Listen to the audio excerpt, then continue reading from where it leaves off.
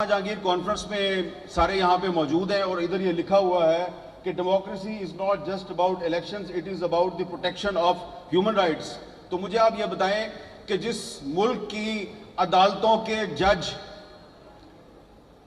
अपने लिए इंसाफ मांगने के लिए फरियादें कर रहे हैं, वो ह्यूमन राइट्स को कैसे प्रोटेक्ट करेंगे? और सिर्फ जज साहिबान जो है वो प्रोटेक्शन नहीं मांग रहे, अपनी आज़ादी का तहफ़्फ़ुज़ नहीं मांग रहे, हर कोई जो है वो अपना तहफ़्फ़ुज़ मांग रहा है। और ये सिचुएशन सिर्फ पाकिस्तान में नहीं है, ये इस पूरे रीजन में इस वक्त यही सूरत हाल है। इंडिया की सूरत हाल भी कोई मुख्तलिफ नहीं है, श्रीलंका की सूरत हाल भी कोई मुख्तलिफ नहीं है, बांग्लादेश की सूरत हाल भी कोई मुख्तलिफ नहीं है, लेकिन हम बात कर रहे हैं पाकिस्तान में, पाकिस्तान के बारे में। तो यहाँ पर इस वक्त जिस आइन की बालादस्ती की यहाँ पे बात हो रही है, ये आपको मानना पड़ेगा, मानो या ना मानो। आईन पाकिस्तान को यहां पर तकरीबन गैर मुअस्सर कर दिया गया है। आप जिस आइन के तहफ़्फ़ुज़ की बात कर रहे हैं वो पहले से गैर महफूज है, उसकी वायलेशन सिर्फ गैर सियासी लोग नहीं करते, सियासी लोग भी करते हैं। और अब पाकिस्तान का मीडिया, हम जैसे लोग जो कहते थे जी कि आइन अगर उस पर अमल दरामद हो तो सारे मसले हल हो जाएंगे, अब हमें लगता है कि आइन तो खुद तहफ़्फ़ुज़ मांग रहा है। और क्योंकि मैं सहाफ़ी हूं तो मैं तो सहाफ़ियों की बात करूंगा। जितने गैर महफूज पाकिस्तान के सहाफ़ी इस दौर में हैं, कभी नहीं थे इससे पहले। आप देखें कि इस मुल्क की सुप्रीम कोर्ट ने एक सहाफ़ी अरशद शरीफ के कत्ल पर अज खुद नोटिस लिया। क्या हुआ? सुप्रीम कोर्ट के चीफ जस्टिस ने अज खुद नोटिस लिया, कुछ भी नहीं हुआ। एक इंक्वायरी टीम कीनिया भेजी, वापस आई, कुछ नहीं हुआ। फिर एक और JIT बनी, उसने लोगों से बयानात लिए, कुछ नहीं हुआ। तो हमें ये लग रहा है कि पाकिस्तान के जो सहाफ़ी हैं उनको अब जर्नलिज्म छोड़ के कहा जा रहा है तुम कर्नलिज्म करो। तो हमने तो भाई जर्नलिज्म ही करनी है, वो वाला काम नहीं करना जो जनरल ज़ियाउल हक के दौर में होता था या जनरल परवेज़ मुशर्रफ के दौर में होता था। तो इसलिए अभी जब मैं आ रहा था तो आने से पहले, क्योंकि कल रात को आपने देखा टीवी चैनल्स पे एक सेनेटर साहब ने कहा कि मैं तो जनाब 1.5 साल से कह रहा हूं कि मुझे कोई अदालत बुलाए तो मैं बताऊंगा कि अरशद शरीफ को किसने मारा। तो मैंने फिर आज आते हुए इस्लामाबाद हाई कोर्ट में पिटीशन दायर कर दी है कि एक जुडिशल कमीशन बनाएं और जिस किसी के पास भी कोई इंफॉर्मेशन है कि अरशद शरीफ को किसने मारा, वो उस कमीशन के सामने आके बताए। तो अब देखते हैं कि अरशद शरीफ का जो कत्ल है उसका कोई जिम्मेदार जो है वो सामने आता या नहीं आता। और दूसरी बात यह है कि यहाँ पे आगे तकरीरें करना बड़ा आसान है, लेकिन ये जो लोग ये कॉन्फ्रेंस ऑर्गेनाइज करते हैं उनके मसाइल को भी समझें। मैं उनके मसाइल में इजाफा नहीं करना चाहता, इसलिए कि धुआंधार तकरीर करके हम तो चले जाएंगे और उन्होंने यहीं पे रहना, अगले साल फिर कॉन्फ्रेंस करनी है। तो वो सनाउल्लाह बलोच साहब कह रहे थे ना कि आप एक कॉन्फ्रेंस ना किया करें, 2 या 3 किया करें। तो आप भी पहले सिर्फ एक पार्टी नहीं, जिन पार्टियों के लीडरों ने यहाँ पे आके तकरीरें की हैं, वो अपनी अपनी पार्टियों से 2 या 3 उन लोगों को निकालें और फिर अगले साल आए। तो इसलिए हमने अब ये फैसला किया है कि हमें तकसीम कर दिया गया है, हम एक दूसरे पे एतमाद नहीं करते। अरशद शरीफ का जो कत्ल का मुकदमा है उसको हम टेकअप करने में, उस पर कोई तहरीक चलाने में कामयाब नहीं हुए, लिहाजा हमने अब फैसला किया कि अब किसी और के पास नहीं जाना।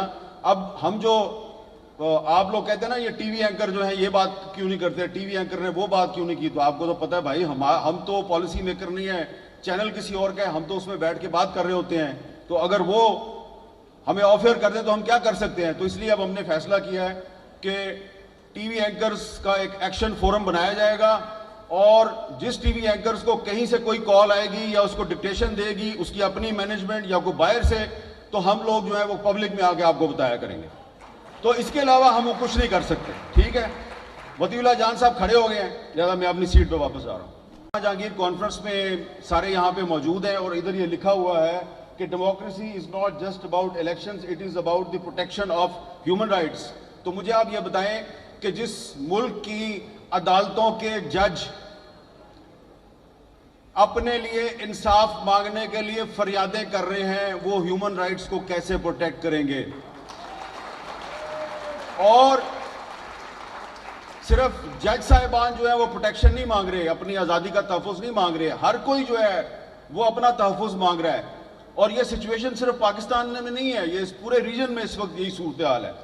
इंडिया की सूरत हाल भी कोई मुख्तलिफ नहीं है, श्रीलंका की सूरत हाल भी कोई मुख्तलिफ नहीं है, बांग्लादेश की सूरत हाल भी कोई मुख्तलिफ नहीं है। लेकिन हम बात कर रहे हैं पाकिस्तान में, पाकिस्तान के बारे में।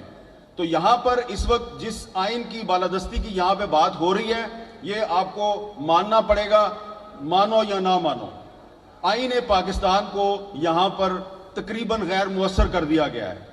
आप जिस आइन के तहफ़्फ़ुज़ की बात कर रहे हैं वो पहले से गैर महफूज है। उसकी वायलेशन सिर्फ गैर सियासी लोग नहीं करते, सियासी लोग भी करते हैं। और अब पाकिस्तान का मीडिया, हम जैसे लोग जो कहते थे जी कि आइन अगर उस पर अमल दरामद हो तो सारे मसले हल हो जाएंगे, अब हमें लगता है कि आइन तो खुद तहफ़्फ़ुज़ मांग रहा है। और क्योंकि मैं सहाफ़ी हूं तो मैं तो सहाफ़ियों की बात करूंगा। जितने गैर महफूज पाकिस्तान के सहाफ़ी इस दौर में हैं, कभी नहीं थे इससे पहले। आप देखें कि इस मुल्क की सुप्रीम कोर्ट ने एक सहाफ़ी अरशद शरीफ के कत्ल पर अज खुद नोटिस लिया। क्या हुआ? सुप्रीम कोर्ट के चीफ जस्टिस ने अज खुद नोटिस लिया, कुछ भी नहीं हुआ। एक इंक्वायरी टीम कीनिया भेजी, वापस आई, कुछ नहीं हुआ। फिर एक और JIT बनी, उसने लोगों से बयानात लिए, कुछ नहीं हुआ। तो हमें यह लग रहा है कि पाकिस्तान के जो सहाफ़ी हैं उनको अब जर्नलिज्म छोड़ के कहा जा रहा है तुम कर्नलिज्म करो। तो हमने तो भाई जर्नलिज्म ही करनी है, वो वाला काम नहीं करना जो जनरल ज़ियाउल हक के दौर में होता था या जनरल परवेज़ मुशर्रफ के दौर में होता था। तो इसलिए अभी जब मैं आ रहा था तो आने से पहले, क्योंकि कल रात को आपने देखा टीवी चैनल्स पे एक सेनेटर साहब ने कहा कि मैं तो जनाब 1.5 साल से कह रहा हूं कि मुझे कोई अदालत बुलाए तो मैं बताऊंगा कि अरशद शरीफ को किसने मारा। तो मैंने फिर आज आते हुए इस्लामाबाद हाई कोर्ट में पिटीशन दायर कर दी है कि एक जुडिशल कमीशन बनाएं और जिस किसी के पास भी कोई इंफॉर्मेशन है कि अरशद शरीफ को किसने मारा वो उस कमीशन के सामने आगे बताए। तो अब देखते हैं कि अरशद शरीफ का जो कत्ल है उसका कोई जिम्मेदार जो है वो सामने आता या नहीं आता। और दूसरी बात यह है कि यहाँ पे आगे तकरीरें करना बड़ा आसान है, लेकिन ये जो लोग ये कॉन्फ्रेंस ऑर्गेनाइज करते हैं उनके मसाइल को भी समझें। मैं उनके मसाइल में इजाफा नहीं करना चाहता, इसलिए कि धुआंधार तकरीर करके हम तो चले जाएंगे और उन्होंने यहीं पर रहना, अगले साल फिर कॉन्फ्रेंस करनी है। तो वो सनाउल्लाह बलोच साहब कह रहे थे ना कि आप एक कॉन्फ्रेंस ना किया करें, 2 या 3 किया करें। तो आप भी पहले सिर्फ एक पार्टी नहीं, जिन पार्टियों के लीडरों ने यहाँ पे आके तकरीरें की हैं वो अपनी अपनी पार्टियों से 2 या 3 उन लोगों को निकालें और फिर अगले साल आए। तो इसलिए हमने अब ये फैसला किया है कि हमें तकसीम कर दिया गया है, हम एक दूसरे पे एतमाद नहीं करते। अरशद शरीफ का जो कत्ल का मुकदमा है उसको हम टेकअप करने में, उस पर कोई तहरीक चलाने में कामयाब नहीं हुए, लिहाजा हमने अब फैसला किया है कि अब किसी और के पास नहीं जाना।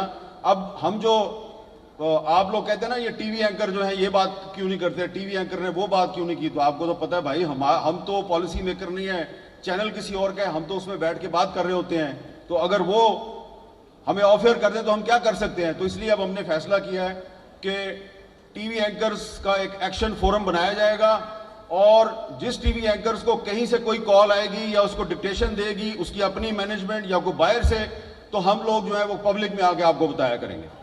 तो इसके अलावा हम वो कुछ नहीं कर सकते। ठीक है, वतीउल्लाह जान साहब खड़े हो गए हैं, लिहाजा मैं अपनी सीट पर वापस आ रहा हूँ।